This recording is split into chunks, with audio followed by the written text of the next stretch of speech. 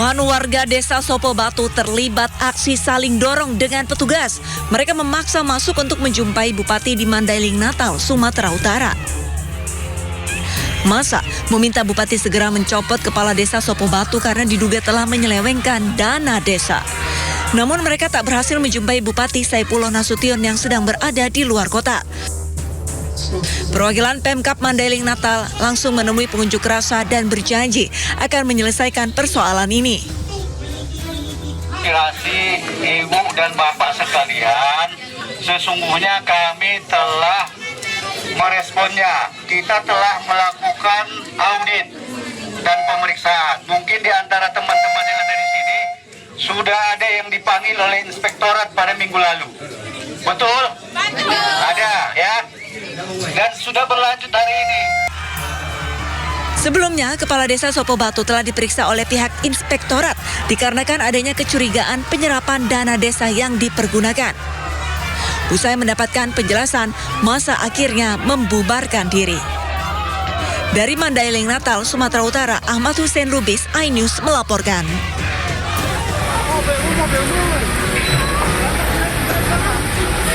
Api cepat membesar dan melalap.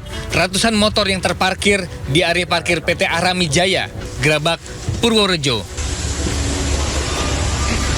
Sejumlah karyawan berusaha menyelamatkan kendaraan yang bisa dievakuasi sebelum api menjalar. Kebakaran ini terjadi pada saat aktivitas pabrik tengah berlangsung dan diduga berasal dari sisi utara area parkir.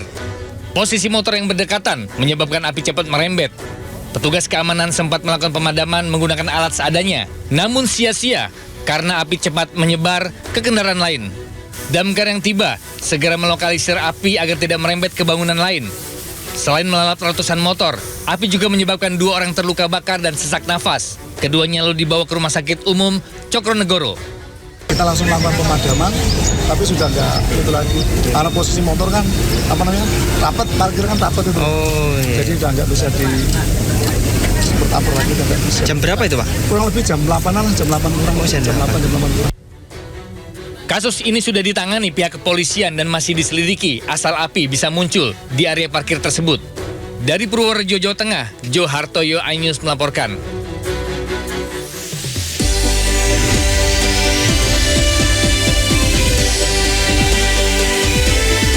Memasuki libur panjang cuti bersama, arus lalu lintas menuju kawasan wisata Puncak, Jawa Barat padat.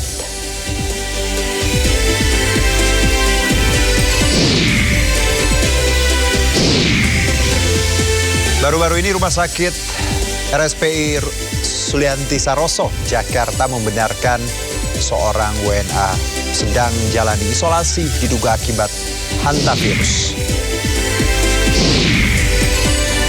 Saling lempar pujian antara Xi Jinping dan Donald Trump dalam jamuan makan malam kenegaraan.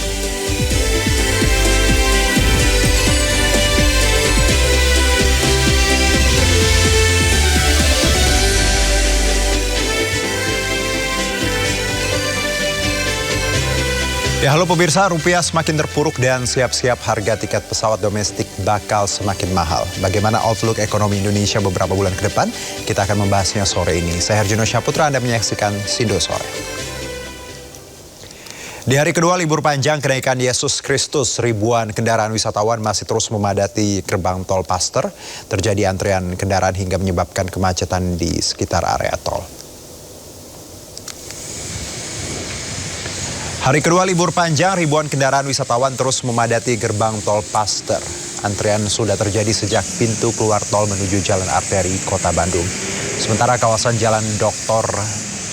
Junjunan juga mengalami kepadatan kendaraan wisatawan luar Kota Bandung. Dari data Jasa Marga sudah ada 7.671 kendaraan masuk ke Kota Bandung melalui gerbang tol Paster. Sementara arus lalu lintas di pusat Kota Bandung ramai lancar. Diprediksi kepadatan wisatawan akan terjadi pada siang dan malam nanti.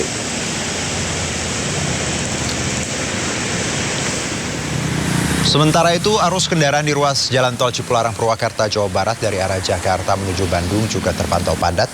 Ribuan kendaraan tak henti-hentinya melintas di ruas Tol Cipularang, tepatnya di kilometer 82 wilayah Jatiluhur Purwakarta. Kepadatan ini didominasi kendaraan pribadi berplat B. Hal ini menunjukkan masih banyak warga Jakarta yang memanfaatkan libur panjang untuk pulang kampung atau berlibur ke sejumlah lokasi di Bandung dan wilayah Jawa Barat lainnya. Diprediksi padatnya arus kendaraan dari arah Jakarta menuju Bandung akan terjadi hingga minggu besok. Sementara arus dari arah sebaliknya relatif normal.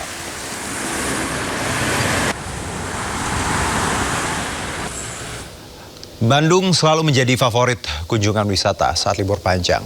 Akibatnya kota berhawa sejuk itu menjadi padat wisatawan dan juga macet.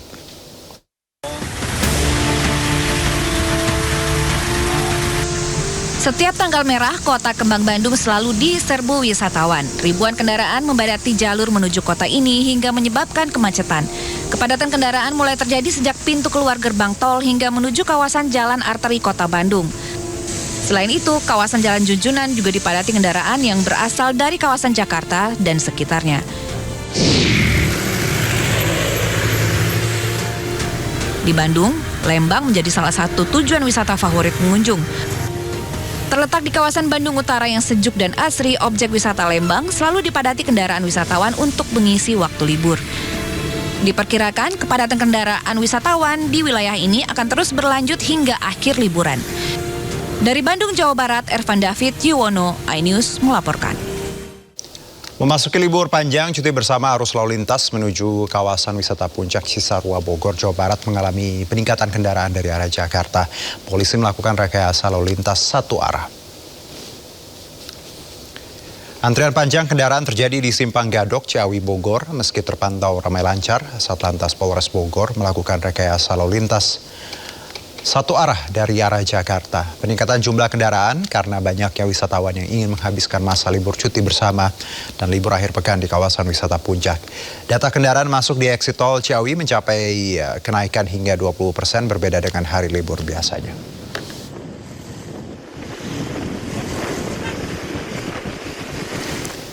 Di libur panjang kali ini, stasiun Pasar Senen ramai penumpang. 242.000 tiket tambahan disiapkan untuk mengantisipasi tambahan penumpang.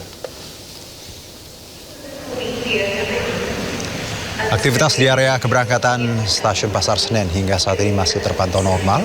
Meski sejumlah penumpang sudah mulai berdatangan, namun belum terlihat adanya penumpukan di area ruang tunggu maupun pintu masuk stasiun.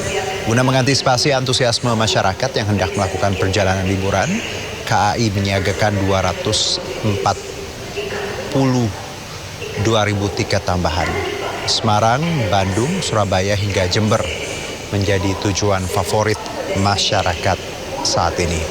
Okupansi dan keterisian tempat duduk berada di angka 58%.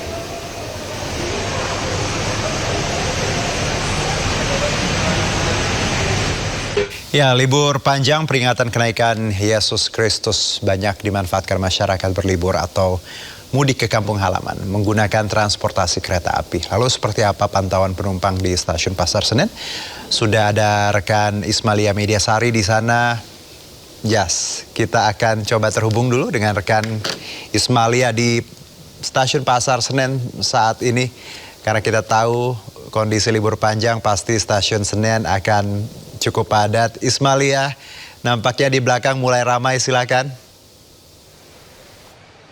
Ya, selamat sore Juno dan juga pemirsa. Juno, saya di stasiun Pasar Senen ini di libur panjang ini bukan untuk liburan, tapi untuk menyampaikan informasi atau situasi bagaimana di stasiun Pasar Senen saat ini untuk penumpang yang menaiki atau memilih moda transportasi kereta api di stasiun Pasar Senen saat ini cukup ramai. Namun memang tidak seramai di hari kemarin karena berdasarkan data Juno, menurut data ini di stasiun Daop 1 ini ada 22.000 keberangkatan dari stasiun Daop 1. Dan saya bisa rincikan untuk di stasiun Pasar Senen ini ada sekitar 8.900 keberangkatan. Dan untuk di stasiun Gambir ini ada sekitar 7.000 keberangkatan. Dan berbeda dengan hari sebelumnya di tanggal 14 Mei ini ada sekitar 38.000 keberangkatan. Dan ini data sudah fix.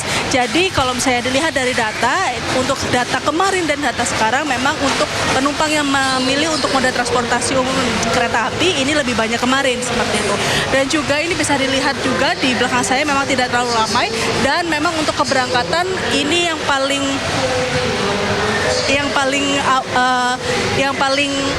awal ini ada di sekitar 17.40, ini kereta tujuan Malang. Dan kalau misalnya bisa dilihat juga Juno, untuk destinasi wisata favorit bagi para penumpang kereta api ini ada di Jogja, Surabaya, Semarang dan juga kota-kota lainnya. Dan tetap dihimbau Juno dan juga pemirsa, tetap dihimbau bagi para penumpang untuk tetap menjaga barang bawaannya agar tidak tertinggal di kereta api dan juga di stasiun. Kembali ke Anda, Juno.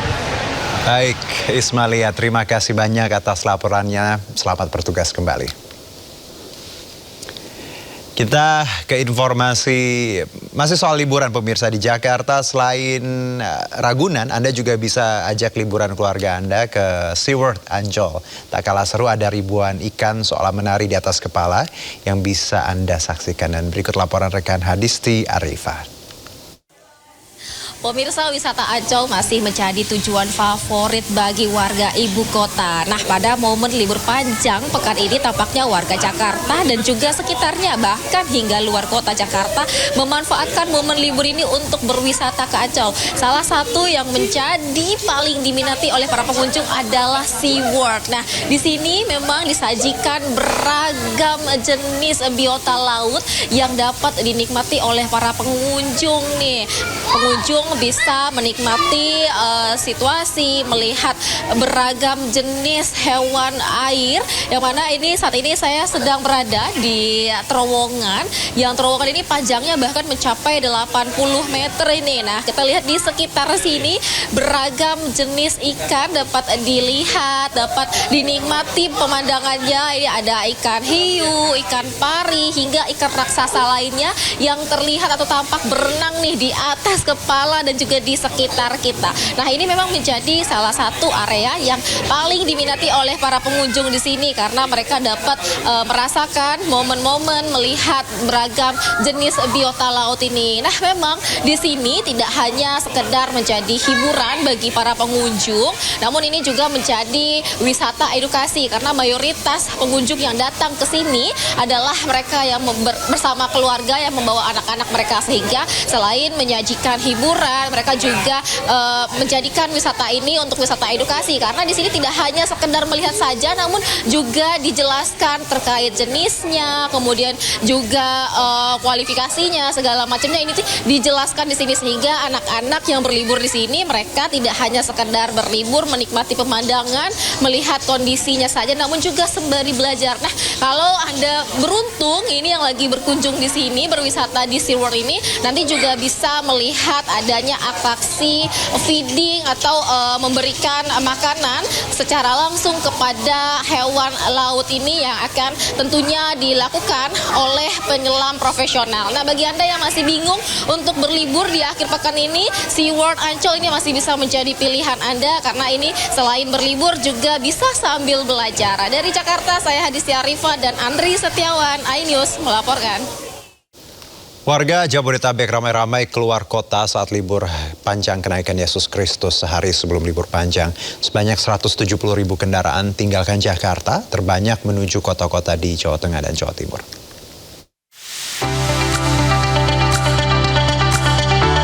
Warga Jabodetabek ramai-ramai liburan keluar kota memanfaatkan libur 4 hari kenaikan Yesus Kristus dan cuti bersama. Di hari kedua libur panjang, ribuan kendaraan plat B masih memadati ruas tol menuju Puncak Bogor pagi tadi. Data Satlantas Polres Bogor, jumlah kendaraan melalui gerbang tol Ciawi meningkat 20% dari hari biasa. Polres Bogor masih memberlakukan rekayasa lalu lintas satu arah untuk mencegah penumpukan kendaraan.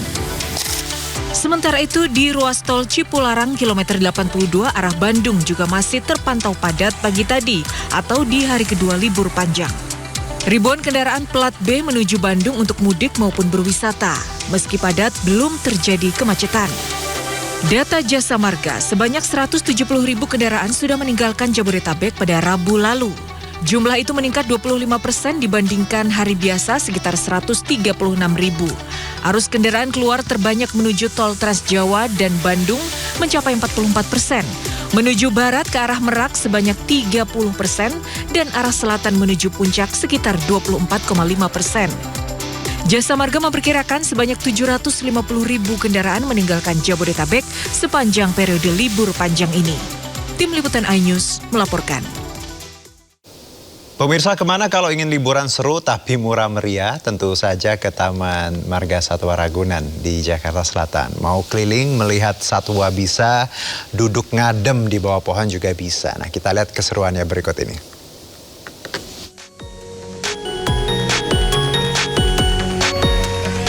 Taman Marga Satwa Ragunan sudah ramai pengunjung sejak pagi tadi atau di hari kedua libur panjang kenaikan Yesus Kristus. Para pengunjung, terutama keluarga, membawa anak-anak menikmati suasana teduh di setiap sudut Ragunan. Ada orang tua yang antusias mengajak anaknya melihat gajah dan rusa.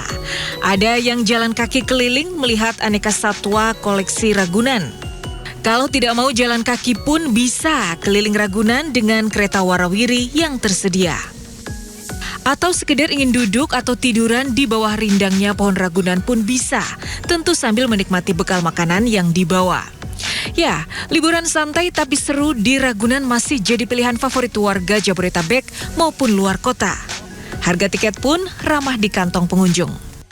Iya, Kan libur bersama. iya cuti. Sama siapa aja kira-kira? Ini sama tetangga-tetangga kita rame-rame. Niat yang dadakan. Nanti rencana mau ngapain aja? Iya, jalan-jalan aja dah, nyenengin bocah. Pengelola Marga Satwa Ragunan mencatat ada 36.470 pengunjung pada hari Kamis kemarin dan diperkirakan tembus 100.000 orang pada akhir pekan besok. Dari Jakarta, Stephen Patinama, Yudi Richard, iNews melaporkan. Jadi di ruas tol Tebet, Jakarta Barat Jumat pagi, 1 orang meninggal dunia karena terjepit badan truk.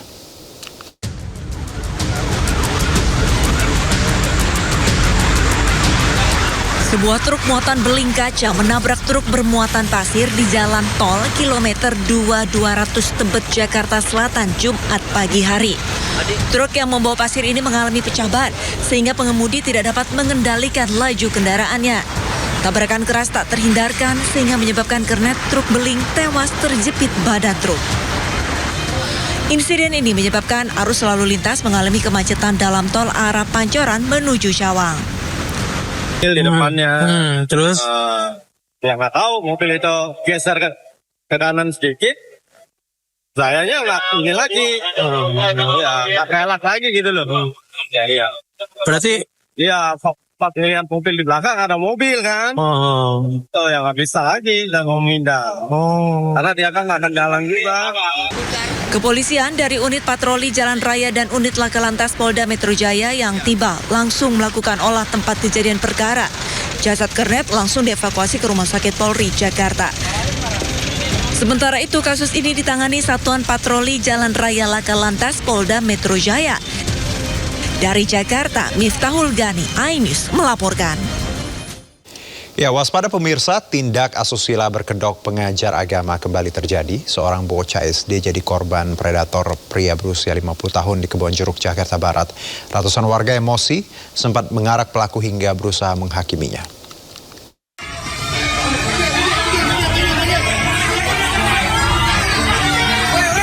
Warga ricuh saat polisi mengevakuasi seorang pria berusia 50 tahun yang tega melakukan tindakan asusila pada anak di bawah umur di Duri Kepa, Kebonjeruk, Jakarta Barat. Bahkan puluhan orang yang emosi terus mengejar pelaku dan berusaha melayangkan pukulan sebelum dimasukkan ke dalam mobil patroli. Pelaku yang berprofesi sebagai pedagang rujak selama ini dikenal sebagai pengajar ngaji anak-anak. Ironisnya, tindakan asusila dilakukan pada muridnya sendiri. Korban yang masih duduk di bangku SD kemudian menceritakan peristiwa yang dialaminya kepada orang tua. Keluarga korban lalu membawa anaknya untuk menjalani pemeriksaan medis atau visum dan hasilnya terdapat kerusakan pada bagian kemaluan korban. Berdasarkan keterangan warga, selama ini pelaku juga dikenal aktif dalam kegiatan keagamaan dan kerap memimpin tahlilan, sehingga warga mengenalnya sebagai ustadz. Berawal dari sekolah, menurut orang tua tuh, sekolah ditanya sama guru, tahu bagaimana, akhirnya sampai melaporkan ke polisi. Gitu. hubungan antara pelaku dengan korban itu apa, Teh? Ya tetangga gitu. Hingga kini, penyidik dari Unit Perlindungan Perempuan dan Anak, Polres Jakarta Barat masih mengumpulkan keterangan dari sejumlah saksi untuk mengetahui perbuatan bejat pelaku terhadap korban. Dari Jakarta, Miftahul Gani, iNews melaporkan. Dua makam menjadi sasaran amarah akibat konflik keluarga di Kabupaten Mandailing Natal, Sumatera Utara. Dua makam tersebut terpaksa dibongkar dan kerangka yang ada di dalamnya dipindahkan ke tempat pemakaman umum.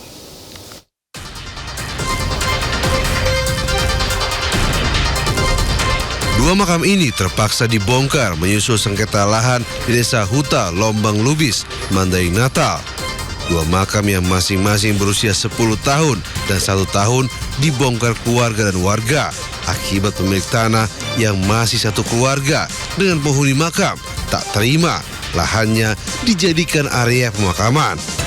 Sengketa muncul setelah keponakan almarhum tidak menerima tanahnya dijadikan pemakaman tante dan pamannya. Hal itu menyusul cekcok harta warisan dengan keluarga almarhum.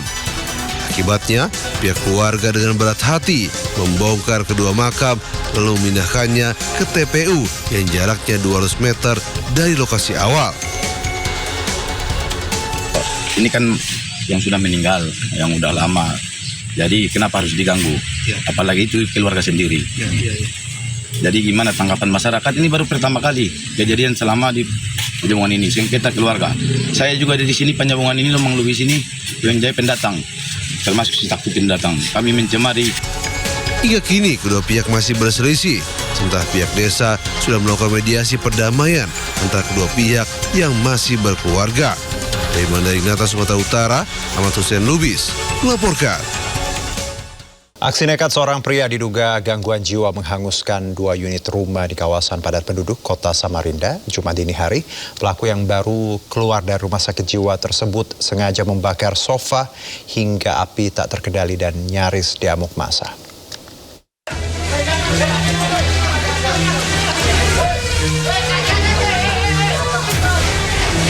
Kepanikan warga terjadi saat api dengan cepat membakar 2 rumah di Jalan Nyelawat, Kecamatan Samarinda Ilir. Warga berjibaku memadamkan api agar tidak merembet ke permukiman lain. Lokasi kebakaran yang berada di atas bukit dan gang yang sempit sempat menyulitkan 5 unit mobil pemadam saat menuju titik api. Insiden bermula saat salah satu pemilik rumah bernama Teguh sengaja membakar kursi di dalam rumahnya.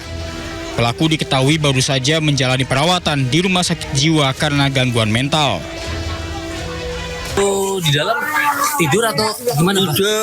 Tidur. Terus bangun juga besar apinya kok. Oh, gitu. Nanti aku kalau bisa jalan lari sama kan baru datang dari rumah sakit. Oh, gitu. Baru tadi. Oh, baru tadi si Teguhnya datang. Iya.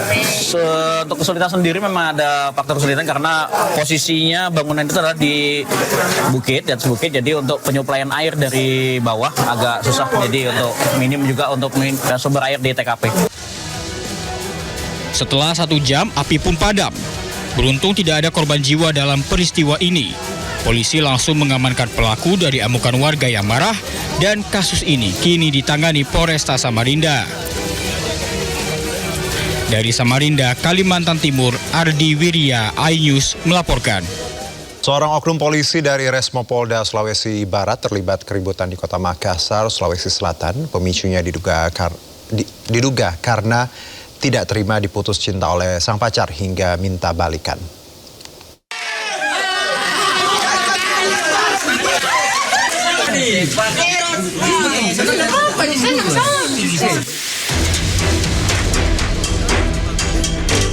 Polisi berpangkat Bribtu, inisial R yang diketahui adalah salah satu Babin Kamtibnas di Polsek Tapalang. Terlibat keributan di Bumi Tapan Larea, Permai, Kecamatan Taman Larea, Kota Makassar, Sulawesi Selatan. Pemicu diduga karena asmara, di mana Bribtu R nekat mendatangi rumah kos kekasihnya, seorang mahasiswi berusia 23 tahun di Kota Makassar. Diduga Bribtu R tidak terima ditinggal putus oleh sang pujaan hati setelah keduanya terlibat pertengkaran dan berbuat gaduh di sekitar rumah kos pacarnya. Aparat kepolisian dari Polsek Taman Larea yang datang ke lokasi langsung mengamankan Bribtu R untuk mencegah keributan tidak meluas. Ada kejadian keributan antara warga dengan oknum kepolisian. Namun setelah adanya laporan dari warga, kemudian piket SPKT bersama piket fungsi mendatangi TKP, kemudian mengarahkan kedua belah pihak ke Polsek Taman Raya untuk kemudian dilakukan mediasi. Keributan diduga karena kesalahpahaman antara sesama pasangan kekasih dan keduanya bersepakat untuk damai. Dari Makassar, Sulawesi Selatan, Muhammad Nurbone, iNews melaporkan. Lantaran cemburu, seorang pria di Kabupaten Kuningan, Jawa Barat melakukan penganiayaan berat terhadap pasangan sesama jenisnya dengan menyiramkan air panas dan menganiaya dengan senjata tajam. Akibatnya korban mengalami luka di bagian kepala dan beberapa jari tangan yang nyaris putus.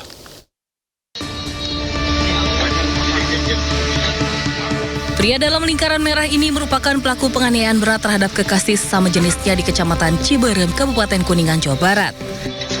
Tim jajaran Satreskrim Polres Kuningan, Jawa Barat berhasil meringkus AN 25 tahun saat tengah tertidur di alun-alun Cimahi tanpa adanya perlawanan dan langsung mengakui perbuatannya. Saat pemeriksaan, pelaku mengaku telah merencanakan aksi tersebut lantaran cemburu setelah mengetahui kekasih sesama jenisnya itu melakukan pengiriman teks di ponsel dengan pria lain. Kronologis peristiwanya ketika korban diajak pelaku ke rumahnya. Setelah makan bersama, tidak lama kemudian pelaku langsung menyiram air panas yang sudah disiapkan di dalam kamar pelaku. Tak puas sampai di situ, pelaku kemudian menganiaya korban dengan menggunakan senjata tajam. Usai menganiaya kekasih sesama jenisnya itu, pelaku langsung kabur, sedangkan korban yang sudah bersimbah darah dan sejumlah jari nyaris putus dilarikan ke rumah sakit terdekat. Pemeriksaan saksi-saksi dan dilakukan penyelidikan, tersangka ini melarikan diri setelah melakukan penganiayaan tersebut. Luka yang dideritanya? Luka yang diderita itu akibat luka bacok di daerah kepala dan tangan nyaris putus di jari jempol dan kelingking. Setelah itu dugaan modusnya apa sih? Modus dari tersangka ini di mana hubungan asmara sesama jenis. Atas perbuatannya, tersangka dijerat dengan pasal 466 dengan ancaman hukuman 5 tahun penjara. Seorang pria tewas dibunuh usai terlibat keributan di kawasan Kampung Ambon, Jakarta Barat. Korban tewas dengan luka parah sabetan senjata tajam di bagian leher dan lengan kanan. Petugas Satreskrim Polres Jakarta Barat langsung menggelar olah tempat kejadian perkara di perumahan Kompleks Permata Cengkareng, Jakarta Barat, usai ditemukannya jasad seorang pria yang tewas mengenaskan bersimbah darah. Korban berinisial OH tewas tergeletak di aspal jalan dengan luka sabetan senjata tajam di bagian leher, lengan kanan. Menurut warga, diduga tewasnya korban usai terlibat keributan dengan sesama rekannya sendiri.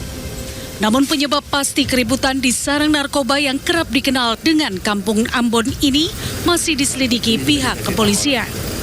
Yang saya nggak tahu, cuman berantem aja. Saya pulang sholat, ada yang berantem gitu aja. Udah jangan berantem, cuma gitu aja. Yang berantem siapa aja? Orang-orang ini kan banyak tadi. Terus dibacok atau gimana? Nggak tahu, nah itu nggak tahu. Karena kan ini selesai masalah. Saya pulang. Guna kepentingan otopsi dan penyelidikan lebih lanjut, polisi membawa jenazah korban ke Rumah Sakit Polri Kramat Jati, Jakarta Timur. Kasus tewasnya korban tengah dalam penanganan kepolisian Satreskrim Polres Jakarta Barat. Dari Jakarta, Miftahul Gani, iNews melaporkan. Tempat hiburan malam di Jakarta Barat menjadi salah satu tempat peredaran narkotika jenis ekstasi dan vape yang mengandung etomidate. Puluhan orang terlibat peredaran narkoba yang berlangsung 12 tahun.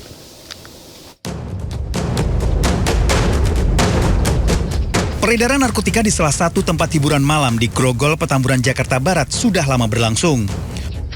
Polisi menggerebek setelah mendapat informasi dari masyarakat. Polisi melakukan penyelidikan dan menyamar sebagai pembeli narkoba melalui seorang muncikari. Muncikari, kurir dan pemasok yang beroperasi dari Jakarta hingga Tangerang Selatan, termasuk seorang narapidana yang diduga mengendalikan peredaran dari dalam lapas menjadi sasaran. 16 butir ekstasi dan 111 vape mengandung etomidate diamankan. Kan dalam kurun waktu 12 tahun, jaringan ini telah mengedarkan sekitar 328.500 sampai 657.000 butir ekstasi dan 21.900 sampai 54.750 piece vape mengandung etomidet. 55 pengunjung diamankan polisi dan 18 diantaranya dinyatakan positif narkoba. 3 orang kini buron. Dari Jakarta, Helmi Sajangbati, iNews melaporkan. Penyelundupan 16 kg sabu asal Cina dengan modus dimasukkan ke dalam ban mobil di Depok, Jawa Barat digagalkan polisi. 2 pengedar berhasil ditangkap.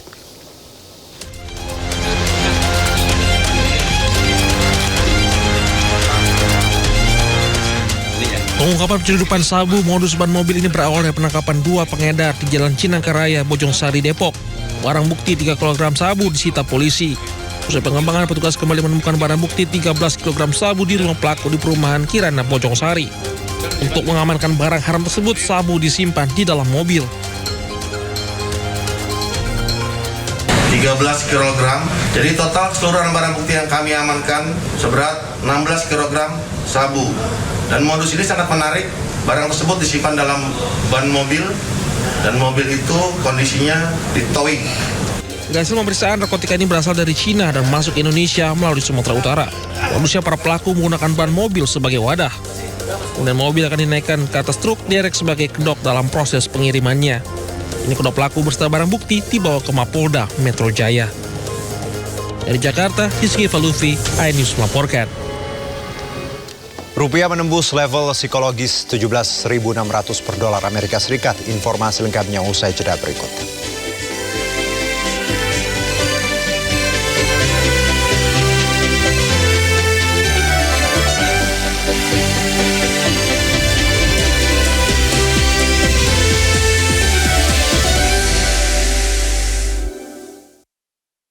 Kembali bersama kami pemirsa, rupiah kembali mencatat rekor terendahnya terhadap dolar sepanjang sejarah.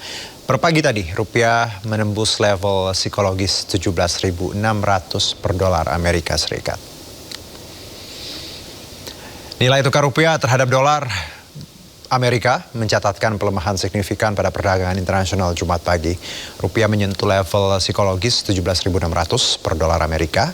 Pelemahan ini terjadi di tengah masa libur panjang domestik yang dipicu oleh eskalasi ketegangan Timur Tengah serta prospek kebijakan moneter ketat di Amerika. Kombinasi kenaikan harga minyak dunia, penguatan indeks dolar disebut menjadi tekanan ganda bagi mata uang Garuda.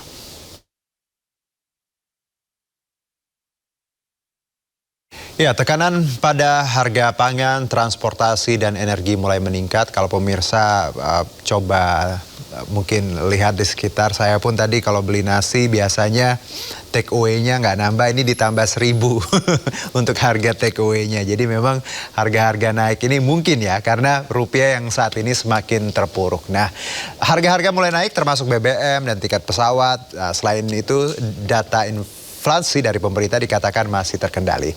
Seperti apa situasi saat ini dan seperti apa outlook ekonomi kita hingga akhir tahun? Kita akan membahasnya bersama ekonom senior Universitas Paramadina, Wijayanto Samirin. Assalamualaikum, selamat sore Pak Wijayanto. Selamat sore, waalaikumsalam. Ya, Pak Wijayanto, tadi saya, bukan tadi sih, dari kemarin juga beli makanan di kantin biasa, take away-nya udah bayar. Terus tadi juga mau beli roti, rotinya udah 500 naik, beberapa ada yang naik 1.000. Apakah memang fenomena ini berhubungan dengan kondisi ekonomi kita saat ini, Pak Wijayanto? Iya, Mas Juno. Yang kita alami ini adalah cost push inflation. Jadi inflasi yang disebabkan biaya produksi yang meningkat akibat biaya import, kemudian energi, kemudian nilai tukar rupiah yang makin melemah. Artinya ini adalah jenis inflasi yang sulit sekali diantisipasi. Walaupun sesungguhnya, Mas Juno, kalau kita lihat demand dari masyarakat sebenarnya sedang tidak meningkat. Jadi demand dari masyarakat karena daya beli itu mengalami penurunan, sebenarnya stagnan, bahkan dalam banyak kategori produk itu cenderung menurun. Itu pun harga tetap naik. Jadi beban bagi masyarakat, termasuk kita berdua Mas Juno, itu double. Harga naik, daya beli turun. Itu situasi kita sekarang. Ini skenario yang paling tidak mengenakan sesungguhnya. Oke, nah kalau angka yang 17.600 ini Pak, ini kan sangat tinggi ya Pak, tertinggi dibandingkan kalau kita lihat dekade belakang ketika kita punya tekanan di krisis ekonomi. Menurut Anda angka ini, angka level psikologisnya seperti apa sih Pak? Apa yang kita harus pahami? Apakah pemerintah harus juga nggak usah tenang-tenang aja bahwa ini kan juga ada sinyal yang takutnya nanti bablas Pak? Ya, memang ini angka psikologis karena lebih tinggi daripada angka rate US dollar ketika krisis 98. Sehingga banyak yang kemudian menarasikan ini situasinya sudah sama dengan yang tahun 98. Ya. Tapi kalau kita hitung secara benar Mas Yuno, sebenarnya 17.000 tahun 98 kalau kita hitung dengan selisih inflasi Amerika dan Indonesia hingga sekarang 17.000 itu ekuivalen dengan 28.000. Oke. Jadi situasi 17.600 ini masih jauh dari situasi tahun 98. Tetapi kendati pun demikian tidak boleh complacent pemerintah. Tidak boleh merasa segalanya baik-baik saja. Karena situasi sekarang itu berbeda dengan di masa lalu. Di masa lalu kalau Mas Juno mau narik uang dari bank, mau beli US dollar, itu harus datang secara fisik, harus ngantri. Yang bisa ditransaksikan terbatas. Tapi sekarang semuanya tinggal masalah klik. Sehingga capital outflow itu akan lebih mudah. Bahkan anak-anak muda sekarang sudah terbiasa beli kripto. Ketika dia tidak merasa nyaman dengan rupiah, tinggal beli kripto. Dan ini sulit untuk diantisipasi. Jadi memang pemerintah harus lebih serius, harus merasa ini ada masalah, sense of crisis harus ditunjukkan. Karena ketiadaan sense of crisis pemerintah, kita nilai dari narasinya, itu sangat merugikan. Terutama di kalangan investor, dunia usaha, observer, begitu ya. Jadi melihat bahwa penurunan ini akan sustainable, penurunan nilai tukar rupiah, karena pemerintah tidak memberikan respon yang memadai. Kalaupun ada respon, sifatnya kosmetik. Seperti apa Pak Wijayanto misalnya kosmetiknya? Ya, misalnya Kementerian Keuangan berencana memulai program yang namanya Bond Stability Fund, BSF. Jadi ada fund yang digunakan untuk melakukan jual beli obligasi, kemudian supaya harganya stabil, banyak yang minat, sehingga ini membuat nilai tukar rupiah stabil. Tapi ini sesuatu yang sangat sulit dijalankan. Karena yang pertama kita tidak punya dana. Dananya dari mana? Masa dana hutang menerbitkan SBN digunakan untuk melakukan stabilisasi SBN? Ini kan sesuatu yang kontraproduktif, kontraintuitif.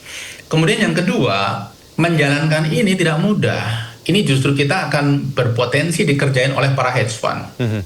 Kenapa? Ada yang menjaga nilai tukar, nilai pasar SBN. Sehingga mereka dengan melihat opportunity-nya malah justru bisa exit dari SBN dengan harga yang bagus. Jadi SBN bukan solusi ya Pak Wijayanto? Jadi BSF bukan solusi, ini kosmetik. Yang perlu dilakukan adalah solusi-solusi yang fundamental. Ini para ekonom sudah sering mengingatkan terkait dengan spending yang tidak perlu, yang bisa ditunda, tolong ditunda. Karena itu ujung-ujungnya nanti ke defisit, ujung-ujungnya ke penerbitan SBN baru. Di mana sekarang ini SBN kita itu makin minim peminat. Makin minim peminat khususnya SBN rupiah. Sehingga pemerintah itu mulai mengandalkan SBN dalam falas. Apakah itu yuan, yen, euro, sebentar lagi Australian dollar, yang sudah sering adalah American dollar. Ini kan justru akan merugikan kita karena exposure keuangan pemerintah, keuangan negara terhadap nilai tukar rupiah yang melemah itu makin tinggi. Demikian Mas Yuno. Pak Wijayanto menarik kalimatnya. Solusi fundamental salah satunya spending yang harusnya bisa ditahan, ya harusnya ditahan ya Pak. Jangan dilakukan, jangan di spending seperti itu. Contohnya apa Pak? Ya, kita sudah sering mendiskusikan ya. Yang paling krusial adalah MBG. Yang kedua adalah Koperasi Desa Merah Putih. Yang ketiga adalah belanja senjata. Apakah ini oleh TNI maupun oleh Polri. Nah, satu hal yang perlu mulai dibahas supaya mengirimkan sinyal positif kepada market, kepada investor adalah pemerintah harus mulai menjalankan program reformasi rezim subsidi. Karena apa yang kita laksanakan selama ini subsidinya itu boros sekali dan tidak tepat sasaran. Perhitungan kasar saya 30% itu lenyap dinikmati oleh mereka yang tidak sebenarnya tidak menjadi target. Kalau Mas Yuno ke pompa bensin sekarang masih lihat itu mobil-mobil yang sebenarnya cukup mewah, middle up gitu membeli Pertalite dan lain sebagainya. Itu salah satu contoh. Belum lagi LPG, belum lagi pupuk, belum lagi beras, minyak goreng dan lain sebagainya. Dari yang Anda sebutkan tadi 3 hal, MBG, Koperasi Merah Putih, belanja senjata, ini kan ultimate-nya programnya Pak Presiden ya. Anda melihat bahwa ketika ini bisa ditahan ya, ego ini bisa kita rubah lah seperti itu. Ekonomi kita bisa selamat, Pak?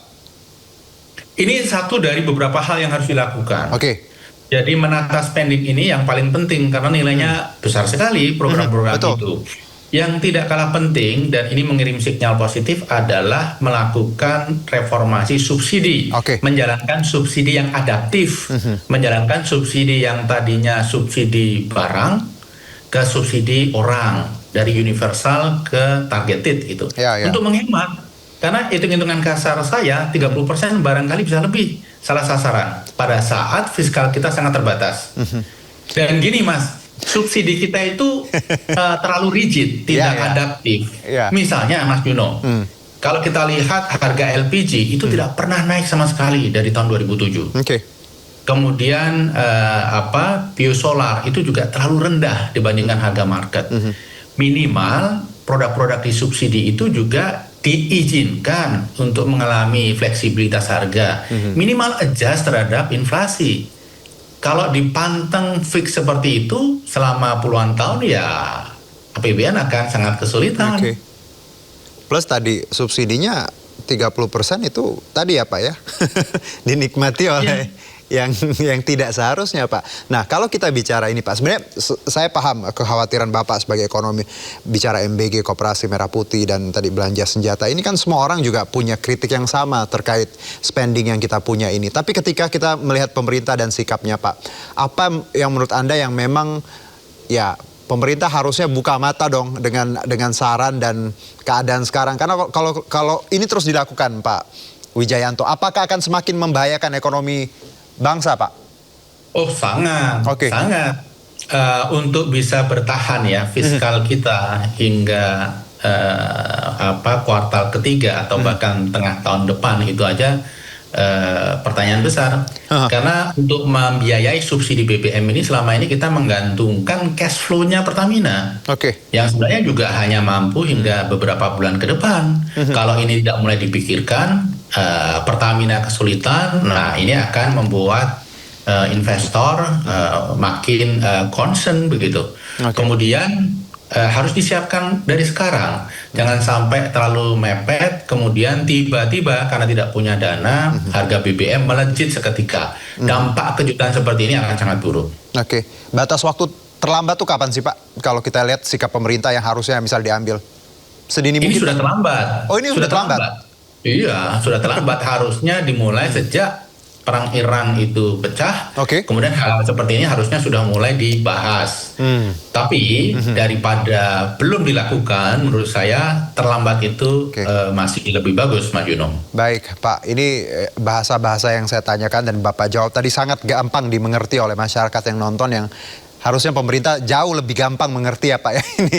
Tapi sebelum kita lanjutkan Pak, ini saya mau ngajak Bapak dan juga pemirsa lihat ini ada liputan gimana sebenarnya harga tiket pesawat domestik ini katanya akan semakin mahal dengan kondisi ekonomi kita yang dolar 17.600 sekian, perang Irak ya, perang Iran dan ya macam-macam lah MBG and everything. Kita lihat berikut ini Pak.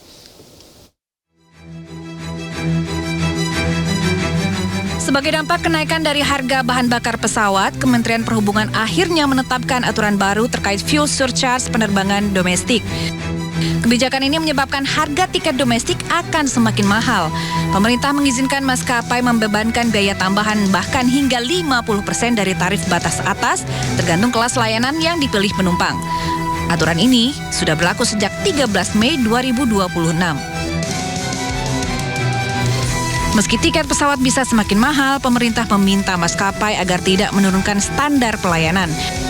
Biaya full surcharge wajib dicantumkan terpisah dari harga dasar tiket agar penumpang bisa mengetahui harga dasar. Pemerintah juga memastikan akan terus mengawasi jalannya kebijakan ini agar tetap transparan dan tidak memberatkan masyarakat. Tim Liputan iNews melaporkan. Pak Wijayanto, tadi fuel surcharge ya 50% bisa naik seperti itu. Anda melihat dampak dari kenaikan tiket pesawat ini apa Pak yang nantinya atau yang akan terjadi di Indonesia? Ya, naik 50% pun saya yakin margin airlines itu akan tetap tertekan. Karena aftur itu hanya bagian kecil saja dari biaya-biaya yang mereka keluarkan yang semuanya dalam US dollar. Apakah itu rental, service, dan lain sebagainya. Jadi marginnya tetap tertekan. Bisa kita bayangkan dampak bagi Garuda, BUMN kita yang baru saja sempoyongan, kemudian diinjek modal oleh Danantara. Ini akan segera membutuhkan injection modal lagi. Kemudian yang kedua, ini kan cost push, jadi biayanya naik. Ketika pemerintah ngasih cap terhadap harga, yang saya khawatirkan adalah ada begitu banyak penghematan. Nah, kalau yang dihemat adalah biaya maintenance dan lain sebagainya, ini tentunya sangat mengkhawatirkan. Tapi Mas Yuno, apa yang terjadi di airlines industry ini hanya satu dari banyak hal yang sebenarnya sudah terjadi.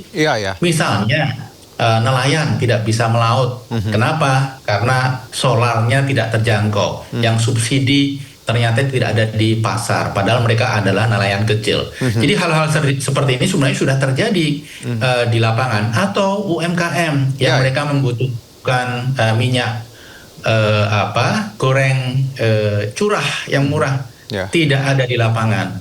Atau mereka membutuhkan LPG yang 3 kg, tidak ada di lapangan. Jadi hal seperti ini sudah terjadi di mana-mana. Dan kenapa ketika ini terjadi pada airline kemudian menjadi berita besar, ya karena ini adalah sesuatu yang dinikmati oleh mereka-mereka pengambil keputusan dan the elite of Indonesia. Oke, Pak, dan seperti yang Anda sebutkan tadi, UMKM pasti terdampak, nelayan. Plus juga yang saya sebutkan di awal ya Pak, pengalaman ketika saya beli makanan yang biasanya take away nggak dibayar gitu, sekarang bayar. Berarti hal-hal kecil itu sudah kita rasakan bersama ya Pak, akibat tadi langkah-langkah yang kurang tepat. Nah Pak, kalaupun gini Pak, pemerintah mungkin Pak Presiden dan juga jajaran punya pertimbangan khusus bahwa MBG tetap jalan, Koperasi Merah Putih, dan tadi belanja-belanja lainnya, spendingnya. Menurut Anda, kalaupun itu ingin dipertahankan Pak, let's say, let them with their ego gitu. Apakah ada hal lain Pak yang mungkin bisa dilakukan, walaupun tadi hal-hal yang kita anggap tidak kurang bagus seperti itu, tetap mereka jalankan? Ya, subsidi energi, subsidi pupuk, subsidi minyak goreng, subsidi beras segala macam itu harus ditata ulang. Saya usulkan reformasi tadi ya Pak. Reformasi dikonsolidasikan. Jadi begini Mas, kita itu menerima banyak subsidi. Satu orang bisa menerima 6, 7, 8 jenis subsidi. Distribusinya sendiri-sendiri, sering salah sasaran. Saya usulkan dikonsolidasi saja. Mas Juno, saya, B, C, D ini terima subsidi apa saja gitu ya.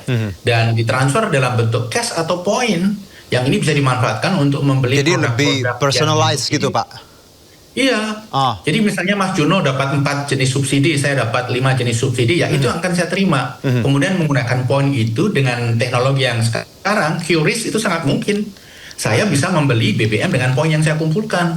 Dengan cara seperti ini tidak ada lagi kebocoran. Perkiraan saya 30% itu bocor. Ini yang pertama ya, subsidi ini harus diantisipasi. Kenapa? Karena harga BBM di atas 100 ini akan panjang.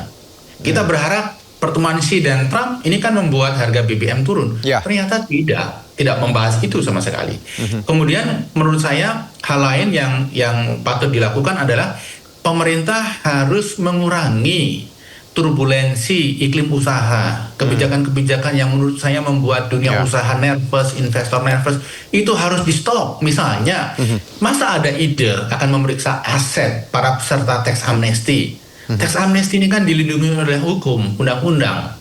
Jadi mereka terbuka dengan jaminan ada proteksi. Ini kalau mau dibongkar lagi, para pengusaha pasti akan panik. Mereka takut untuk mulai bisnis dan barangkali capital outflow akan makin gencar. Kemudian tidak hanya itu saja, berbagai hal terkait dengan penarikan pajak, kebijakan ini itu yang mendadak itu di stop dulu. Itu yang kedua. Yang ketiga, ini sangat penting karena kaitannya dengan persepsi dan capital outflow. MSCI dan S&P ini harus betul-betul dicermati poin-poinnya. Apa yang menjadi tuntutan mereka harus dipenuhi secara serius. Karena kalau tidak, seperti MSCI, dia menunda rebalancing, kemudian 6 perusahaan besar di kick out dari list mereka, weight capital market Indonesia diturunkan dari 0,86 menjadi 0,63, potensi capital outflow-nya Mas Yuno itu hingga 3,4 miliar US dollar. Ini tekanan luar biasa bagi rupiah, sehingga harus direspon secara serius, termasuk S&P dan nanti Fitch, Moody's dan seterusnya. Jangan sekali-kali berpikir bahwa ini konspirasi teori. Ada asing yang ingin menekan harga saham di Indonesia ketika rendah, kemudian dibeli, kemudian ratingnya diperbaiki sehingga harganya sahamnya naik. Tidak begitu. Ini adalah institusi-institusi yang kredibel. Saya pernah di pasar modal, saya pernah di hedge fund, private equity, dan ini menjadi acuan hampir seluruh investor global. Jadi jangan narasinya asing terus ya Pak ya. jangan narasi konspirasi, jangan narasi kita dikerjain begitu. Kan ada beberapa buzzer yang kemudian menarasikan itu. Saya rasa itu tidak membangun. Dan yang paling penting begini. Pada akhirnya para menteri itu kan mengikuti instruksi presiden. Dan di kabinet kita ini kayaknya power distance-nya itu terlalu jauh, gap antara para menteri dengan presiden. Sehingga diskursus itu seringkali tidak terbuka. Memang kita semua harus selalu menarasikan, menyampaikan kepada presiden bahwa sesuatu yang sesungguhnya seperti ini. Ketika orang-orang di ring satu presiden itu tidak berani. Kenapa? Kuncinya ada di presiden. Baik. Sebelum kita lanjut, Pak Wijayanto, I just want to say, ekonom do not lie, Pak Presiden. Please listen. Nah, tapi sebelumnya Pak Wijayanto, ini menarik juga bahwa ketika kita tadi bicara harga tiket naik ya, kebutuhan hal-hal lain. Nah, ini yang menarik juga bagaimana komponen elektronik ini, kita punya liputannya Pak Wijayanto dan pemirsa, hingga barang kebutuhan pokok ini juga naik. Kita lihat bersama pemirsa.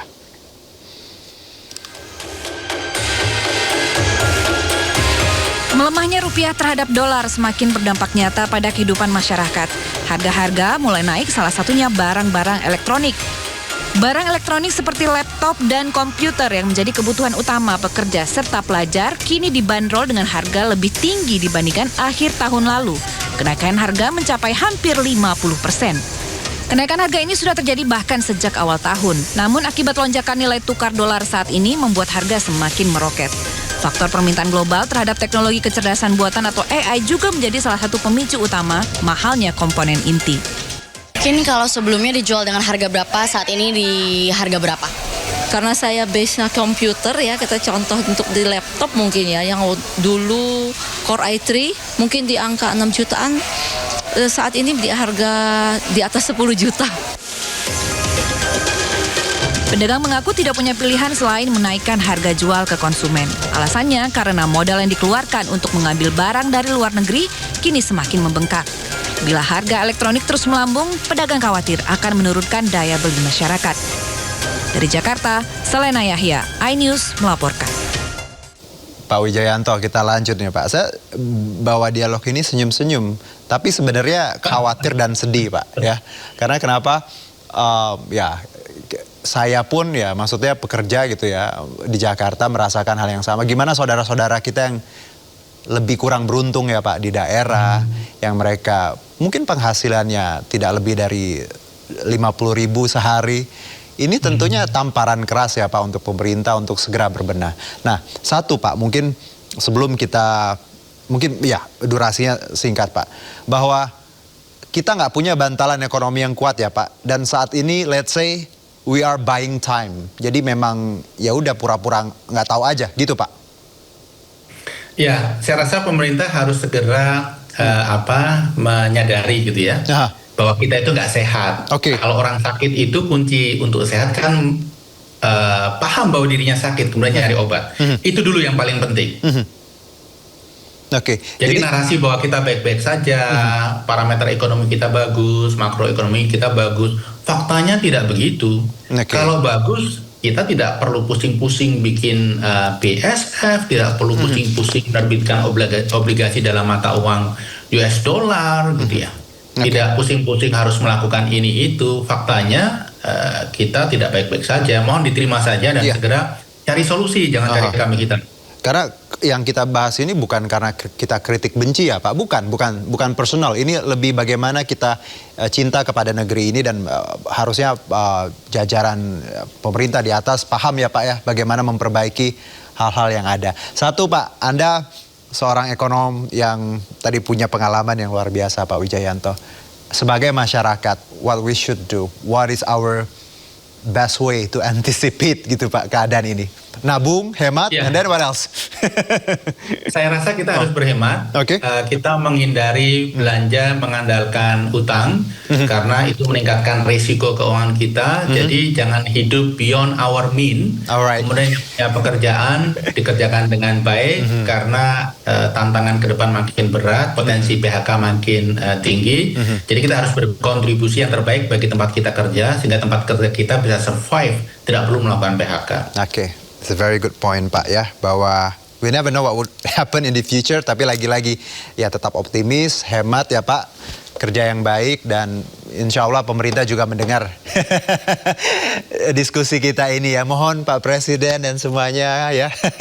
ini kritikan bukan personal, tapi we want an improvement gitu dari pemerintah untuk ekonomi kita. Terima kasih. Mas Juno, kita ingin pemerintah kita melakukan hal yang benar, ingin mereka sukses dan masyarakat mencintai pemerintah dan pemimpinnya. Pastinya, itu saja. Nggak lebih dari itu pastinya Pak Wijayanto. Terima kasih Pak, sehat-sehat. Nanti kalau kita dialog lagi soal rupiah yang turun ya, insya Allah kita undang lagi ya Pak. Makasih ya Pak. Makasih. Ya, thank you Pak Wijayanto. Terima kasih. Kami pemirsa, Jumat ini Donald Trump menghadiri undangan yang bersifat personal dari Xi Jinping di Zhongnanhai. Diketahui Zhongnanhai merupakan kompleks super tertutup yang menjadi pusat kekuasaan elit Cina. Ya, inilah iring-iringan Presiden Amerika Serikat Donald Trump yang akan menghadiri pertemuan empat mata dengan Presiden Cina Xi Jinping di Zhongnanhai. Sejumlah petugas disiagakan di tepi jalan untuk memastikan area di sekitar rute menuju tempat ini aman. Zhongnanhai merupakan area super tertutup yang hanya digunakan untuk aktivitas kenegaraan. Berdasarkan informasi, Zhongnanhai juga merupakan pusat kekuasaan elit Partai Komunis Cina.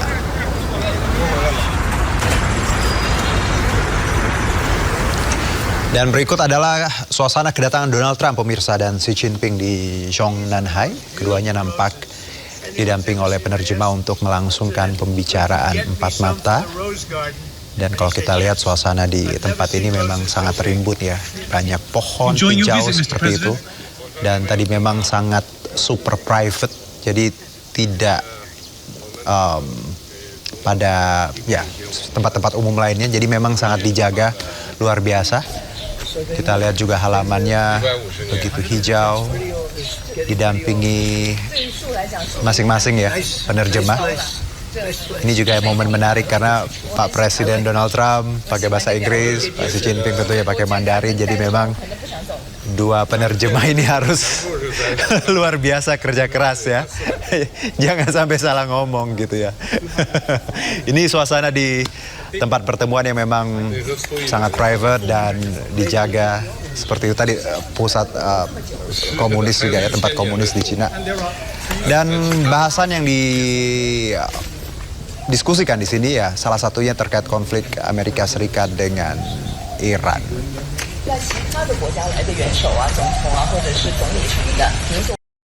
Pemirsa, usai menghadiri pertemuan dengan Xi Jinping di Zhongnanhai, Donald Trump langsung kembali ke Amerika Serikat. Sebelum memasuki Air Force One, ada satu gesture yang khas ya dari Pak Donald Trump, kepalan tangan yang banyak diartikan sebagai simbol kemenangan.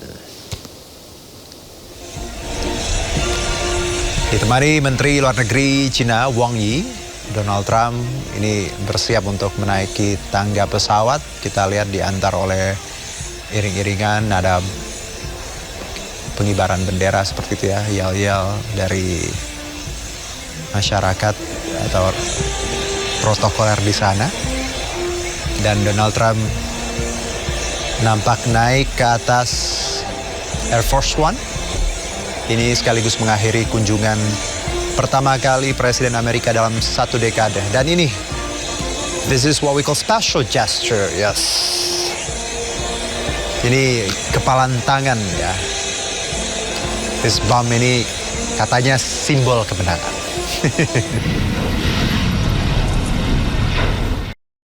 Sebelumnya Presiden China Xi Jinping mengundang Presiden Amerika Serikat Donald Trump dalam jamuan makan malam. Keduanya saling lempar pujian antara dua pemimpin negara tersaji dalam acara ini. Nah, ini jamuan makan malam diadakan di Balai Agung atau Great Hall of People ya di Beijing. Kedua pemimpin ditemani masing-masing pasangannya ya.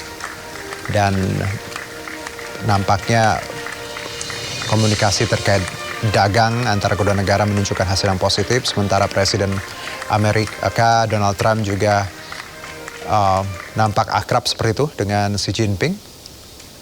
Dan keduanya saling melempar pujian. Sama seperti hari-hari sebelumnya ketika Donald Trump juga memuji Xi Jinping sebagai great leader. Dan hal ini tentunya hal yang sangat tidak biasa mengingat hubungan Washington dan Beijing yang kerap berbeda. Bond of commerce and respect that stretches back 250 years is the foundation for a future that benefits both of our nations. The American and Chinese people share much in common. We value hard work, we value courage and achievement, we love our families and we love our countries. Together we have the chance to draw on these values to create a future of greater prosperity, cooperation, and happiness, and peace for our children. We love our children. This region and the world is a special world with the two of us united and together. Masih dalam rangkaian ini, Presiden Xi Jinping mengangkat gelas champagne untuk menunjukkan penghormatan kepada Donald Trump. Ya, inilah bentuk penghormatan Presiden China Xi Jinping kepada tamunya, Presiden Amerika Serikat Donald Trump. Ia mengangkat gelas champagne dalam jamuan makan malam kenegaraan. Hal ini tentunya sangat berbeda dengan budaya timur ya. Tidak ada yang namanya champagne, tapi karena Trump, Xi Jinping mengangkat tadi gelas champagne. Seperti jamuan-jamuan di Eropa dan Amerika pada umumnya.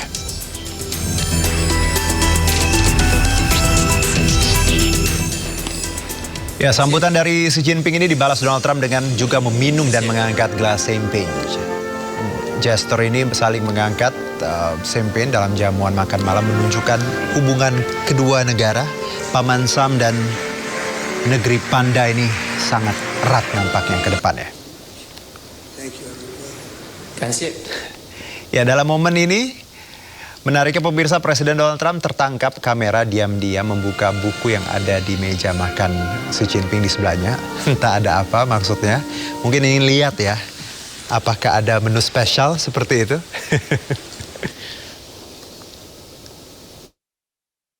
Nah, ini yang saya sebutkan tadi, tanpa didampingi penerjemah, Xi Jinping dan Donald Trump terlibat perbincangan di Great Hall of People Beijing. Dalam penutupan upacara resmi kedatangan, momen ini viral karena netizen bertanya, ini komunikasinya mengertinya gimana gitu ya kira-kira. Nah, dari rilis media yang kita lihat ini pemirsa, momen perbincangan ini ketika Trump datang ke Great Hall ya, ada penyambutan dengan protokoler di depan. Nah, ini Xi Jinping menunjukkan beberapa detail seperti itu dengan some said is, I mean, he was doing Chinese or Mandarin ya, tapi kita juga belum tahu nih informasi apakah pakai Mandarin atau mungkin menggunakan Inggris seperti itu, bahasa Inggris. Jadi ini yang bikin netizen bingung nih, kira-kira Pak Donald Trump paham nggak ya?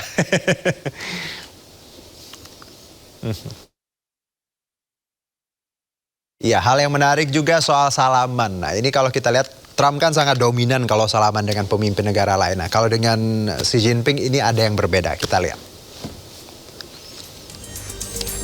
Ini banyak yang mengartikan bahwa Donald Trump agak sedikit nervous seperti itu. Kalau kita lihat memang Matanya berkedip berkali-kali, tangannya tadi menepuk punggung.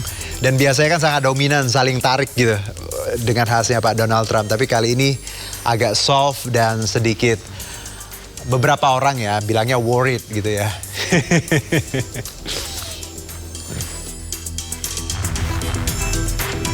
Ini beda kalau kita tadi ya, kalau ini kan gimana biasanya Pak Donald Trump tuh sering tarik-menarik tuh. Nah kayak gini nih, ini beliau tuh khasnya banget kalau salaman harus lama dan kadang menarik tangan lawan ke arah dia. Waktu dengan Pangeran Charles juga seperti itu. Nah kalau dengan Xi Jinping ini agak berbeda seperti itu.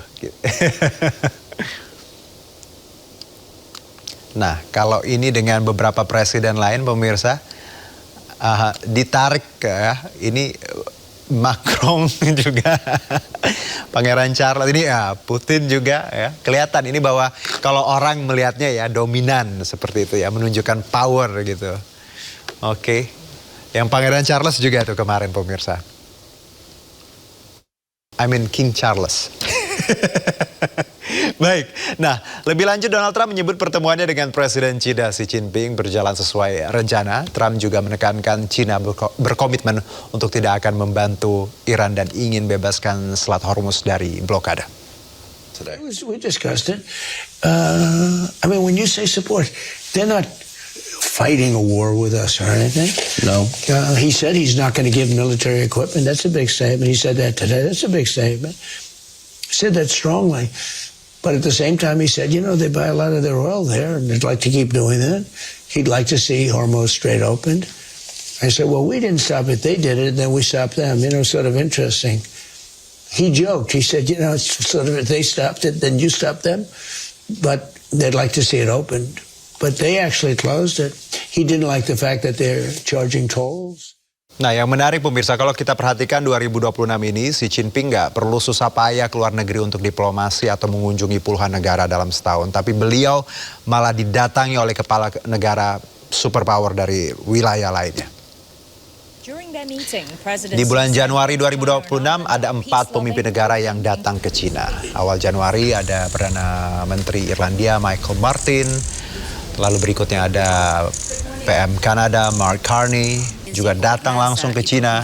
Selanjutnya Menteri Finlandia Petteri Orpo, dan juga kemudian ada Keir Starmer, Perdana Menteri Inggris juga datang ke Cina. Dan di bulan Februari ada Presiden Uruguay Yamandu Orsi, lalu Kanselir Jerman Friedrich Merz, dan bulan April 2026 Pedro Sanchez, Perdana Menteri Spanyol datang ke Cina. Menteri Luar Negeri Iran Abbas Araghchi juga datang ke Cina. Dan di bulan ini Presiden Amerika Serikat Donald Trump menemui Xi Jinping. Baik, nah kalau kita tadi sudah bicara bagaimana kunjungan Amerika dan ke Cina, pemirsa, selanjutnya kita ke konflik Timur Tengah menghadapi ancaman serangan drone Iran. UEA memasang kurungan raksasa untuk melindungi fasilitas minyak mereka. Dari gambar yang beredar di media sosial, Uni Emirat Arab terlihat membangun jaring raksasa yang mengelilingi tangki minyak di salah satu fasilitas energi mereka di dekat Bandara Internasional Dubai. Jaringan itu terbuat dari baja dan bertujuan untuk melindungi dari ancaman serangan drone dan rudal yang diklaim berasal dari Iran. Belum jelas kapan konstruksi tersebut dimulai atau berapa banyak pembatas serupa yang sedang atau berencana dibangun oleh Uni Emirat Arab. Selama konflik Iran, pusat energi negara-negara Teluk, Sekutu Amerika dan Israel tak lepas dari serangan drone dan rudal. Mereka menuding Iran berada di balik serangan, namun beberapa serangan Iran menolak tudingan itu. Akibat tak sabar menunggu prosesi doa selesai, ratusan warga nekat memperebutkan makanan dan gunungan saat acara sedekah bumi di Grobogan, Jawa Tengah. Bahkan seorang mak-mak rela terjepit dan terinjak agar bisa mendapatkan hasil bumi yang diperebutkan.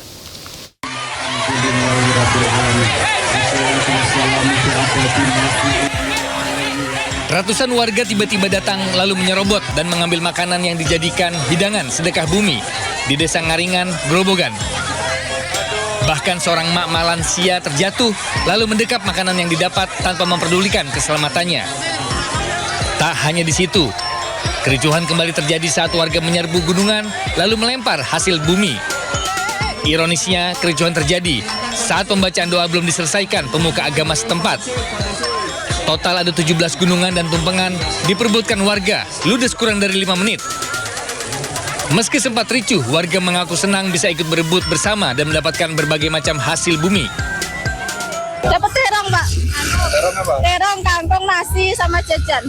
Sudah berapa kali ikut coba seperti ini? Bolak-balik, Pak. Dari tahun ke tahun sih. Dan ini nanti dibawa pulang apa gimana? Dibawa pulang, besok dimasak. Dapat kangkung, Pak. Apa ini, Mas? Kangkung, panen raya, Karingan. Tadi ikut juga? Ya, Pak. Tradisi ini dilaksanakan setiap tahun sekali sebagai rasa syukur atas hasil panen yang berlimpah. Selain mencari berkah, tradisi sedekah bumi ini juga untuk melestarikan budaya leluhur yang terancam punah. Dari Grobogan, Jawa Tengah, Rustaman Nusantara, iNews melaporkan. Akibat tekanan ekonomi yang semakin menjepit, ratusan warga rela antri berdesakan demi sekilo telur dan seliter minyak goreng gratis di Pasar Palmerah, Tanah Abang, Jakarta Pusat.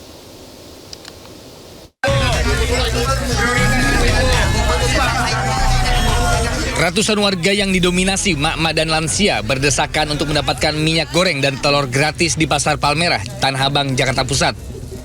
Tak sedikit warga, terutama mak-mak, nekat menerobos antrian karena takut kehabisan jatah paket gratisan yang diberikan dari Kementerian Pangan, berupa 1 kilogram telur dan 1 liter minyak goreng kemasan. Akibatnya petugas nampak kewalahan saat barisan paling depan terlibat aksi saling dorong. Petugas yang melihat antrian mulai berantakan terus mengimbau tetap berbaris rapi dengan ancaman menghentikan proses pembagian. Akhirnya warga pun mau kembali tertib. Bener Pak, alhamdulillah bener jualan juga nggak laku jualan. Lagi sepi dagangnya. Kalau dagangnya rame sih nggak apa-apa, dagang lagi sepi. Malah kita berasa inginnya diturunin harga. Kalau beras nggak dapat ya. Tingginya harga bahan pangan membuat kondisi perekonomian yang semakin sulit. Warga hanya berharap pemerintah bisa menjaga stabilitas harga pangan. Dari Jakarta, Rani Sanjaya, iNews melaporkan.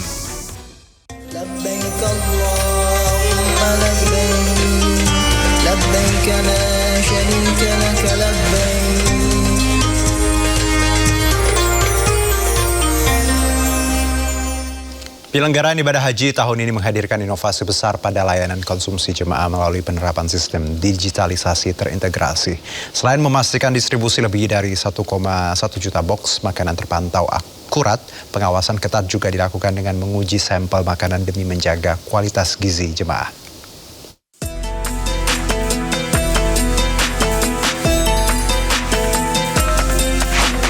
Kesibukan terlihat di salah satu dari 51 dapur penyedia layanan konsumsi bagi jemaah haji Indonesia di Kota Mekah.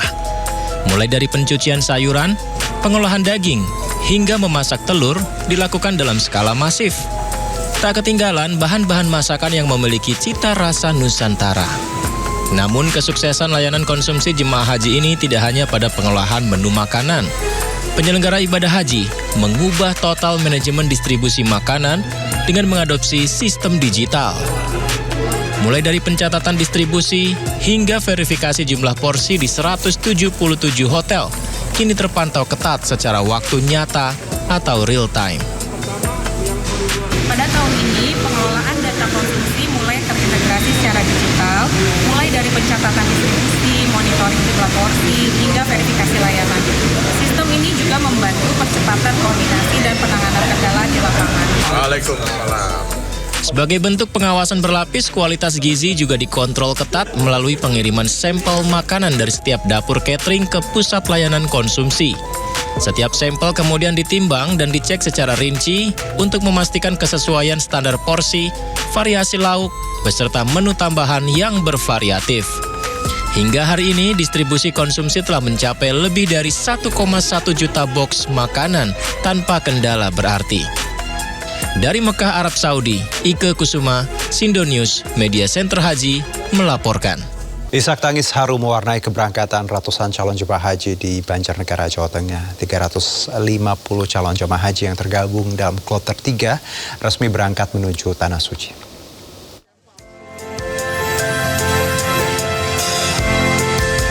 Sebelum bus jamaah haji mulai bergerak, sontak suasana menjadi pecah dengan isak tangis haru para keluarga jamaah. Tak kuasa menahan air mata, mereka memeluk erat anggota keluarga yang akan berangkat. Para jamaah akan meninggalkan kampung halaman selama 40 hari untuk menunaikan ibadah haji di Mekah. Karena senang lah kayak gitu mas. Karena adik-adik pelunan itu bisa ke sana, aku nanti Iya, ini adik sama pelunan. Nangis bahagia ya Bu? Iya, nangis bahagia. Terharu mbahnya ikut berangkat haji tahun ini.